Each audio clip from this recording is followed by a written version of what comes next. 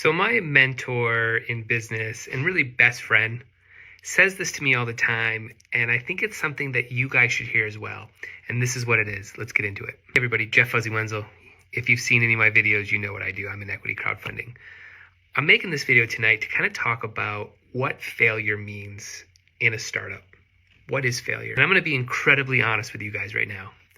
Almost everything I've worked on could probably be described as a failure. Yeah, I have failed in almost every one of my endeavors that I have worked on, to the point that I actually wear those quite a bit as badge of honors on my sleeve, when most people would want to bury it and hide from it. And I don't. I believe that those failures are where I've learned, or how I've gotten better, or became a better business owner, or became a better CEO, became a better marketer. All of that typically comes from failure. It's from looking at yourself and saying, yeah, I tried my best. We put our best foot forward, but it failed. I'm going to show you that right now. So look at this here. This is on my wall and something that I look at every single day. Let's check it out. Here is me on the cover of Crane for my old recording studio, Groovebox. Here's my story of my buddy Sean and I. This whole story is about my failure. It's about me basically trying to put a album inside of Best Buys without any label support, and I did. I achieved it.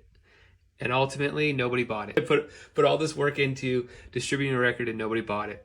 In fact, it's the first lesson I learned about crowdfunding. I didn't have a crowd built. I spent all my time as an independent artist begging to get my CD inside of Best Buy distribution, basically. And I achieved that. I'm one of the only artists on the planet that's ever done that. In 2008, when you walked into a Best Buy across the United States, you saw Coldplay's new record, Kid Rock's new record, and the Sugar People. But you know what happened after that? Nobody bought it. Now, after that failure, that nobody bought it, because guess what? I didn't have any support. I didn't have any community in all these locations. Who cares if my CD was in Seattle? I wasn't in Seattle. I had no radio support. I had no tour going on. Nobody cared, so nobody bought the record. Nobody just walked in and was like, oh, I'll just buy that. I'll just spend money. That's not how it works. So I learned that lesson then, and it's the lesson that I still bring every single day to every single call. And half the calls that you see that I put on this TikTok about me coaching startups is me saying, go build your crowd in your community. And the reason I say that is because I didn't and I failed. But it's okay. It's okay to fail sometimes, right? Because now I learned. And now I bring that advice, right?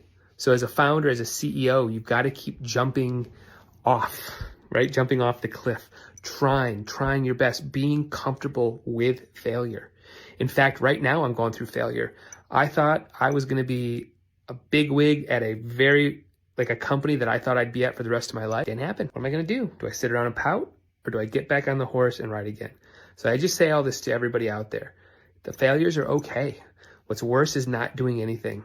And I'd rather take those failures than just sitting on your hands and not moving. So hopefully that inspires you guys. And if you guys want to know more about these stories, let me know. Like, I love talking about them. I'm not embarrassed about them. I'm proud of them because I at least tried, right? And a lot of people don't have that. All right, have a good night, everybody. We'll see you tomorrow.